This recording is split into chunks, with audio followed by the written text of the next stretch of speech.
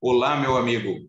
Essa mensagem que você vai ouvir agora, ela é resultado de 3 mensagens que eu preguei aqui na igreja. Eu não havia gravado antes, né, a parte dos homens, depois das mulheres e depois dos jovens, pastores e trabalhadores, devido ao momento que nós estamos vivendo, então eu foquei na questão dos vídeos sobre esperança. Mas quando nós chegamos em Tito, capítulo 2, versículo 11 a 15, que aborda o que nós devemos fazer à luz da primeira vinda de Cristo e da segunda vinda, eu resolvi, então, fazer essa gravação, envolvendo essas 3 mensagens. Então, eu já te apresento agora, porque se você desejar, você talvez é um homem já casado, maduro, experiente, de idade talvez, e aí você vai focar a sua atenção só naquilo que você tem um interesse, né? Talvez você é mulher e vai ir direto na parte que está relacionada às mulheres, ou jovem, pastor, ou trabalhadores, tá bom? Então, ou se você quiser acompanhar toda a mensagem por uma nota como um aprendizado, né, entendimento do capítulo 2 e poder até ser uma ferramenta para usar para outras pessoas, fique à vontade, tá bom? Tito ele foi enviado para Creta para levar a igreja cretense à maturidade. Aquela igreja precisava se tornar sadia na fé. Isso passaria por um processo de treinamento dos líderes, identificação, capacitação dos líderes e também instruções para a igreja para viver à luz da doutrina que eles professavam. Então, a missão de Tito era levar a igreja cretense à maturidade por meio de desenvolvimento de liderança e promover um estilo de vida condizente com a doutrina cristã. No versículo 1 do capítulo 2, o apóstolo Paulo fala para Tito: você, porém, fale o que está de acordo com a sã doutrina. Diferente dos falsos mestres, Tito deveria falar e ensinar aquilo que está de acordo com a palavra do Senhor. Não ensinar aquilo que ele achava, mas ensinar aquilo que Deus deixou de revelação na sua palavra. Os falsos mestres afirmavam que conheciam a Deus, mas os seus atos negavam. Tito deveria ser diferente, então. Tito deveria professar uma fé e viver à luz dessa fé e ajudar os seus irmãos também para que vivessem à luz da palavra do Senhor. E aí ele começa se referindo, o apóstolo Paulo escreve a Tito, se referindo aos homens mais velhos. O versículo 2 diz: ensine os homens mais velhos a serem moderados, dignos de respeito, sensatos e sadios na fé, no amor e na perseverança. Tito deveria ter a atenção primeiramente voltada aos homens mais velhos. Simpson diz que são as ovelhas de barba branca. Eles são citados primeiros porque eles deveriam ser os pioneiros, aqueles que iriam recomendar essa doutrina à nova geração. Tito deveria pastoreá-los para que eles fossem um exemplo à nova geração. Isso é muito interessante à luz do Salmo 71, versículo 18, que diz o seguinte: não me abandones, ó Deus, agora que estou velho, de cabelos brancos. Deixa-me proclamar tua força a esta nova geração, teu poder, a todos que vierem depois de mim. Então, irmãos mais velhos, que vão ser cuidados, pastoreados, apacentados e ainda vão frutificar na velhice. Esse é o resumo aí do versículo 1. A igreja madura cuida da terceira idade para que eles continuem a frutificar. Como que eles fariam isso? Tendo, em primeiro lugar, autocontrole. Talvez você já viu aquele videozinho daquele senhor de idade, talvez num posto de saúde, dizendo: eu quero café, quero café, quero café. A ideia é que os idosos, que são discípulos de Jesus, devem ter os seus apetites controlados. Teoricamente, alguém de idade tem mais tempo livre, né? E pode estar mais suscetível a vícios.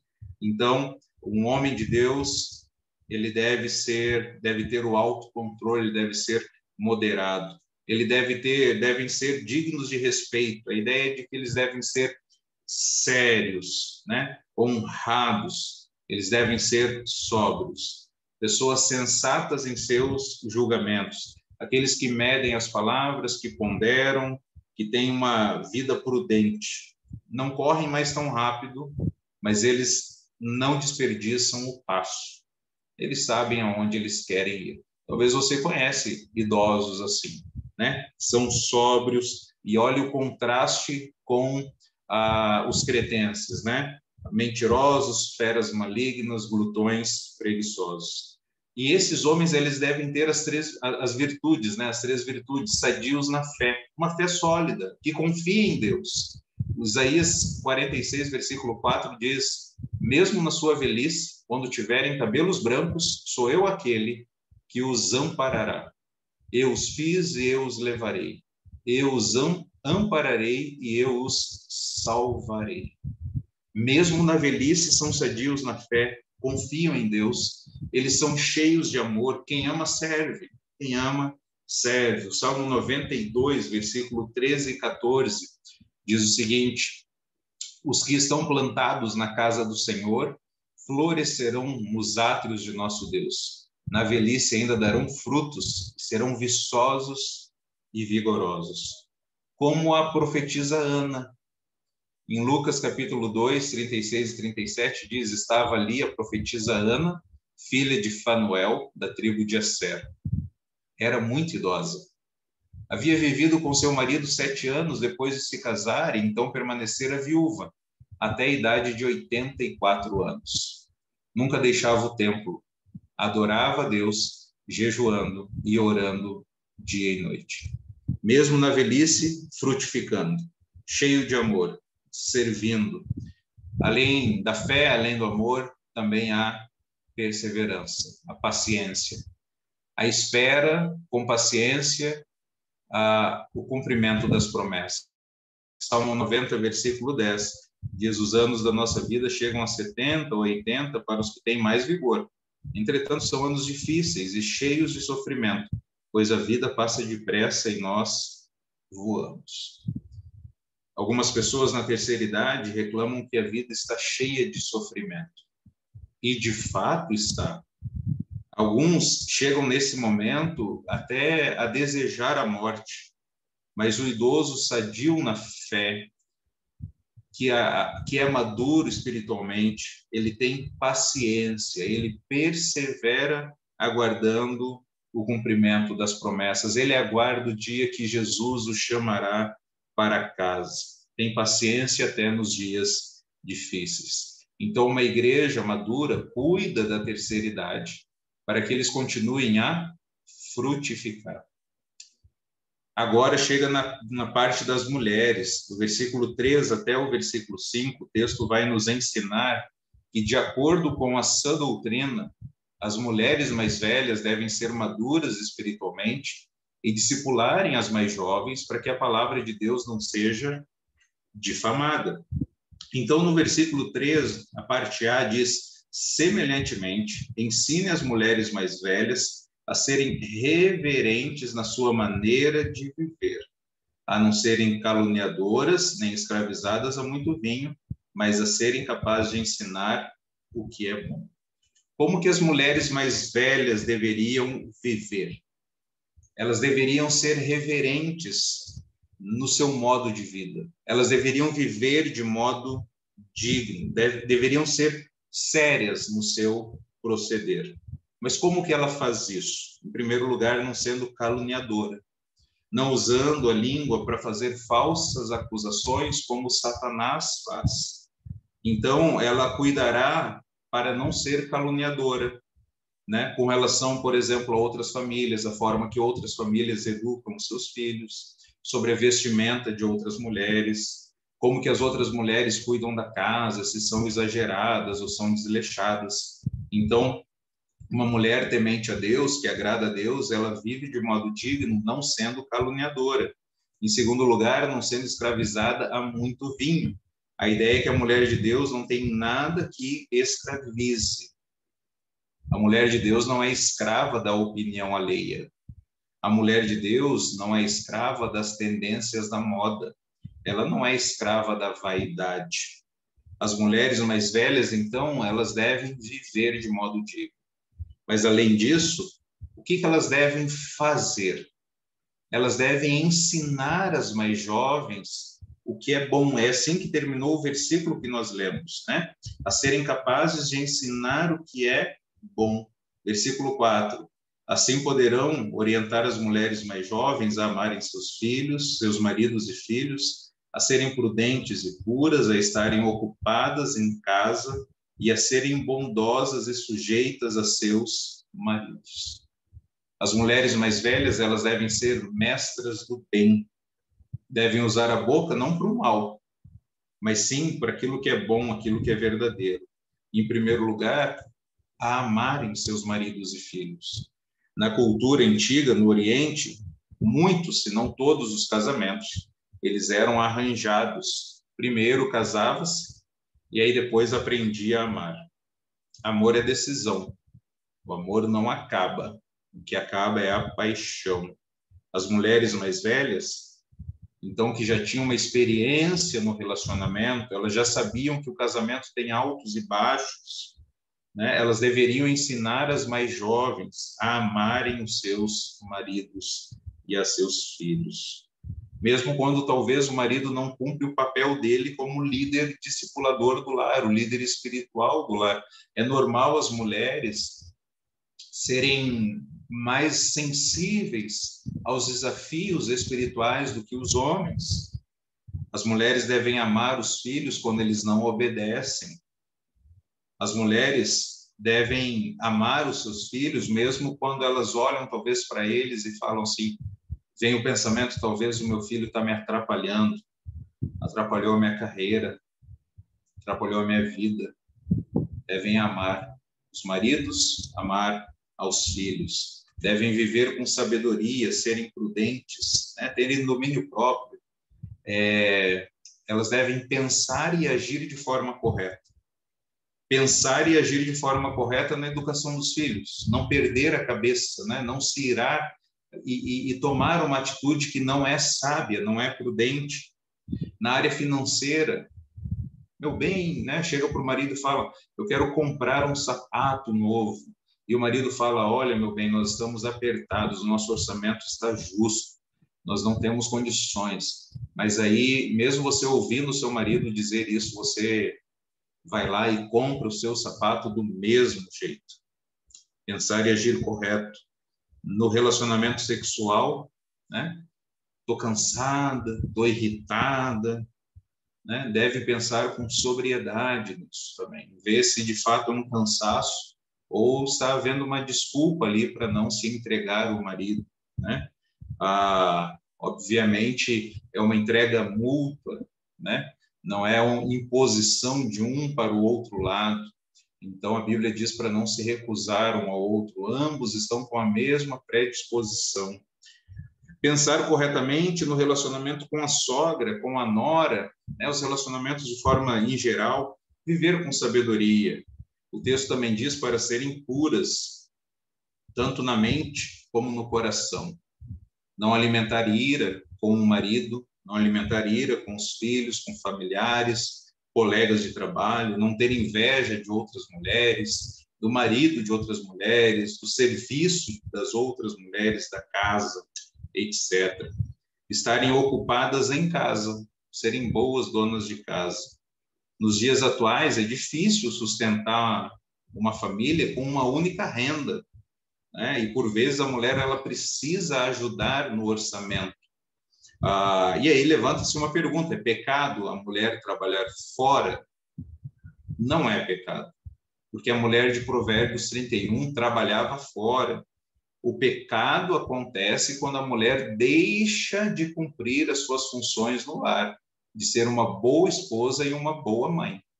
Quando ser uma boa esposa e uma segunda mãe entra em segundo plano, aí é pecado. Então, a mulher ela não vai ser uma escrava do lar, mas a mulher ela tem uma missão na família. E talvez, quem sabe, o marido ele vai ter que se especializar mais, né? Conseguir um emprego melhor, ganhar mais, para dar condições, então, para a mulher não precisar, não ter a obrigação de trabalhar fora para ajudar na renda de casa. Por que as mulheres hoje têm dificuldade de serem ocupadas em casa, de dizerem eu sou do lar, né? Por que elas têm dificuldades nisso? Por causa dos valores do mundo. O mundo está invadindo a igreja, né? O sistema do mundo, os valores do mundo está invadindo. Então, para as mulheres hoje, elas estão considerando isso. Não basta ser boa mãe, não basta ser boa esposa, eu também preciso de reconhecimento. Eu preciso de um diploma, porque o meu valor está no diploma, né? Eu preciso de uma pós-graduação na Fundação Getúlio Vargas, eu preciso mostrar com a minha bolsa, com o meu sapato, com o meu serviço, o quanto eu sou especial. Em Provérbios é muito interessante que os maridos elogiam as esposas, o marido elogia a esposa às portas da cidade, como os filhos também o fazem. Esse é o verdadeiro reconhecimento que a mulher deve buscar, né? O reconhecimento daqueles que estão mais próximos do seu marido e do seu filho. As mulheres também, elas devem ser bondosas, fazerem o bem, serem amáveis, cuidar bem do lar, não de forma autoritária ou rude, né? A ideia aqui é que as mulheres não sejam violentas, né? Então, quando que a mulher deixa de ser bondosa? Quando ela para de pensar no próximo para pensar em si. Aí ela deixa de agir com bondade. Ela pediu para alguém lavar a louça e ela chega em casa, a louça não foi lavada. E isso ela para imediatamente de pensar no próximo, ela já vai pensar em si, eu vou ter que lavar a louça porque ninguém me ajuda aqui nessa casa. E ao invés de primeiro verificar o que aconteceu, por que não foi lavada a louça, filho, chega aqui, vamos conversar, o que aconteceu? E talvez exista uma boa razão para não ter feito aquilo que você pediu. Então as mulheres, perdão, deixam de ser bondosas quando elas pensam em si. Elas param de pensar no próximo. E aí, por fim, o texto diz que as mulheres devem ser submissas, né? Submissão não é escravidão. A submissão ela não é exigida pelo marido, ela é entregue pela esposa, é a obra do Espírito Santo na vida dela, né? Submissão é a esposa alinhar-se debaixo da liderança do marido. Submissão não é opção para a mulher, é uma ordem direta de Deus. E as dificuldades para a mulher, então, ser submissa são situações quando o marido não ama a palavra, muito difícil para a mulher, quando o marido é um banana, não é um líder, não exerce a sua liderança no lar, não mostra os rumos da casa, como que a mulher vai, então, se submeter? Qual é a missão que foi apresentada, né? E quando elas mesmas querem fazer a vontade delas, aí elas não vão conseguir ser submissas. Esse é o efeito da queda. Seu desejo será para o seu marido e ele a dominará. Então, a masculinidade, o machismo e o feminismo têm efeito lá na queda. Um quer agir como ditador, dominador, né? E a outra pessoa, ela estar contra, ela deseja ocupar a posição que Deus estabeleceu para o homem de ser um líder, servo, amoroso no lar. O que acontece quando as mulheres não seguem essas instruções? A palavra de Deus é difamada. O texto, ele termina dizendo, a fim de que a palavra de Deus não seja difamada, o evangelho não seja envergonhado. A observância dessas instruções vão promover o evangelho, mas não observar essas instruções vão colocar o evangelho, vão levar o evangelho ao ridículo. As mulheres passam dificuldades, não há dúvida, agressões físicas, agressões verbais, conviver com maridos que não são pastores do rebanho, convivem com maridos que acham que mais importante é ter o dinheiro dentro de casa do que oferecer carinho, companheirismo, amor, proteção para a esposa. Então, como que a mulher vai cumprir todas essas obrigações, essas instruções? Porque o foco dela estará na palavra de Deus, no evangelho de Deus, nas boas novas de Deus, naquilo que Deus deixou para ela como um viver sábio, santo, que traz glória e honra ao Senhor. Os olhos, a energia da mulher, o seu empenho, a sua dedicação, o seu tempo vai ser investido naquilo que Deus falou, naquilo que Deus revelou. Aí ela vai conseguir. Porque ela, se ela olhar para si mesma, ela não conseguirá honrar a Deus. Então, as mulheres mais velhas, de acordo com a sã doutrina, devem ser maduras espiritualmente e discipularem as mais jovens para que a palavra de Deus não seja difamada.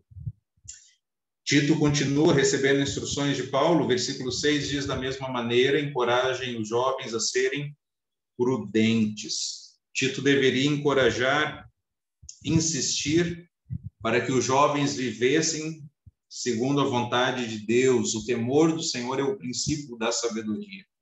Os jovens não deveriam viver segundo as suas paixões. Então, jovem, não viva segundo o que você sente. Viva segundo o que você crê. E crê da palavra do Senhor.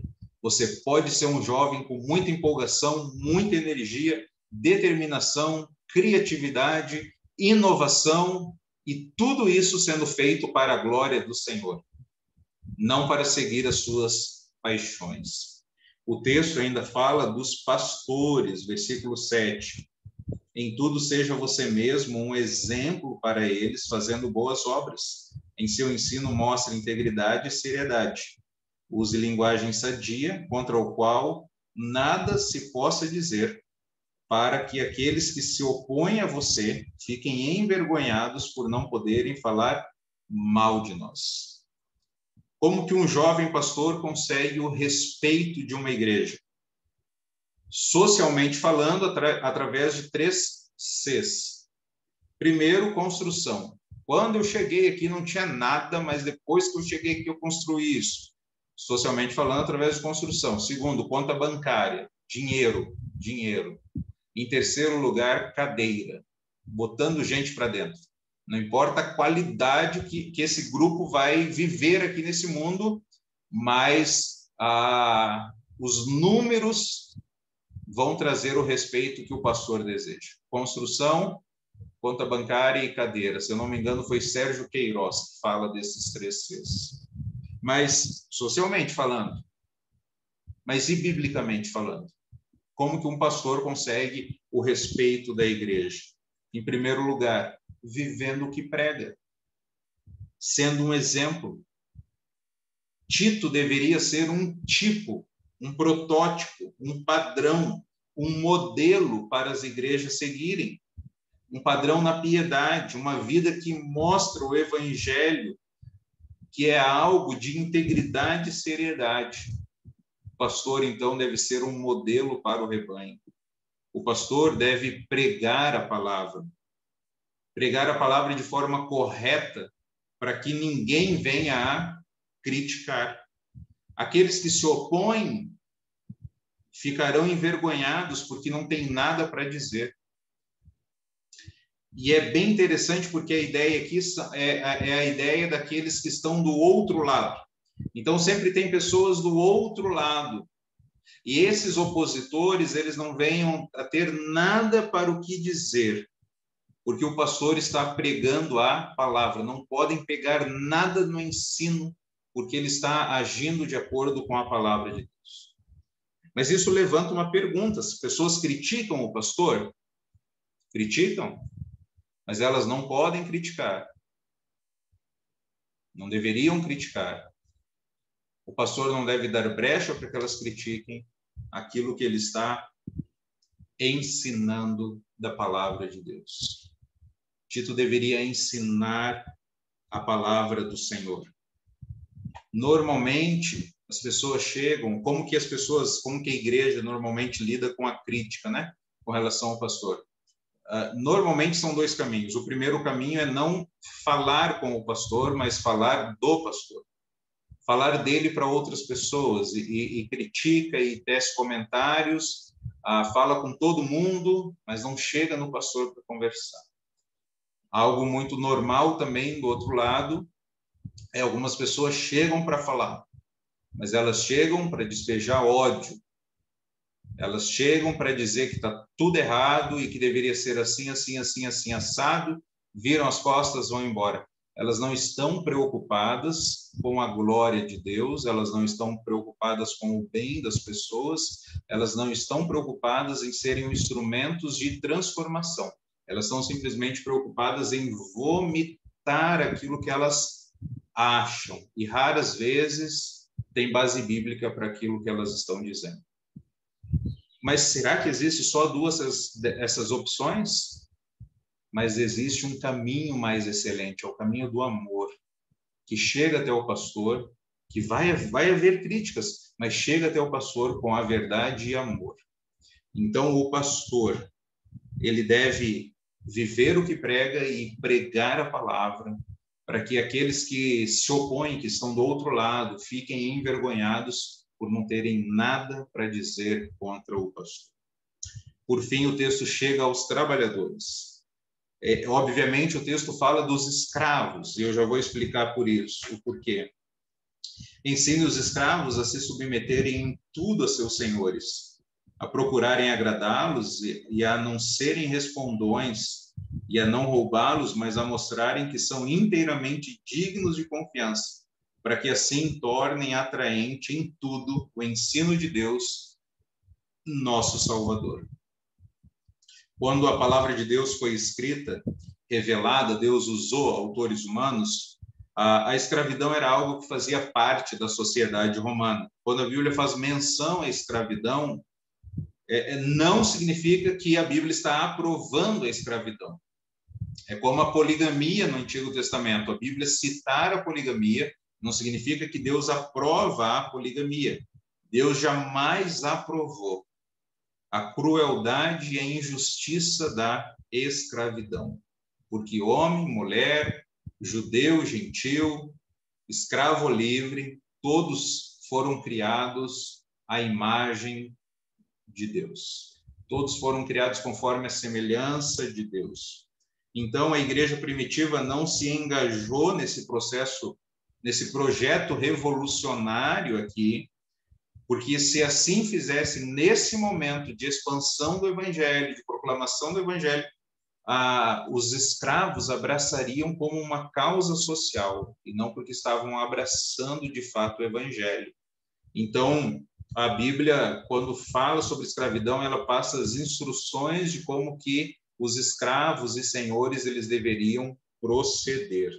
Então, os escravos eram os trabalhadores, podemos assim dizer, a classe operária da época, né? Então, como que os trabalhadores devem proceder? Devem ser obedientes a seus mestres, submissos, obedecer e fazerem o possível para agradá-los, obedecer de coração, porque é possível obedecer e não obedecer de coração. Como foi o filho mais velho na parábola do filho pródigo. Ele obedeceu ao seu pai, mas ele não honrou o seu pai. O coração dele não estava ali. Ele apenas obedecia aparentemente, né, da parte externa. Os trabalhadores devem ser respeitosos, não devem ser respondões. Devem ser honestos e fidedignos. Não devem roubar, mas devem ser bons, dignos de confiança. E assim, se os trabalhadores fizerem isso, tornarão atraente o ensino de nosso Senhor. Nós não trabalhamos para as pessoas, nós trabalhamos para Deus. O grande segmento da igreja primitiva, os escravos, seriam a vitrine do cristianismo, se eles seguissem esses deveres éticos. Então, uma igreja saudável, com um estilo de vida condizente com a doutrina cristã, envolve os grupos a cumprirem os seus deveres como cristãos, daqueles que professam a palavra do Senhor. Os homens mais velhos devem ser dignos de respeito, maduros, as mulheres devem ser reverentes e discipuladoras, os jovens devem ser sábios, os pastores devem proclamar e viver a palavra. Os trabalhadores, então, seguindo aquelas instruções, tornarão atraente o ensino de Jesus. Por que nós devemos fazer tudo isso? Por quê? É um moralismo, simplesmente? O texto de Tito vai mostrar que não. Que a nossa motivação para cumprir os nossos deveres como cristãos é o fato de Jesus ter manifestado a graça que nos salvou. E ela nos ensina a dizer não ao nosso coração e a viver nessa presente era de maneira sensata, justa e piedosa, enquanto nós aguardamos a manifestação de Jesus. A primeira vinda revela a graça que nos salvou e nos ensina. E a segunda vinda de Jesus é aquilo que alimenta o nosso coração e nos dá esperança para viver o que Deus espera de nós enquanto estivermos nessa terra. A nossa oração e o nosso empenho é que a igreja no qual nós fazemos parte seja uma igreja madura, sadia, sólida na fé, para a glória e louvor do nosso Deus. Que Deus nos abençoe. Um grande abraço a todos.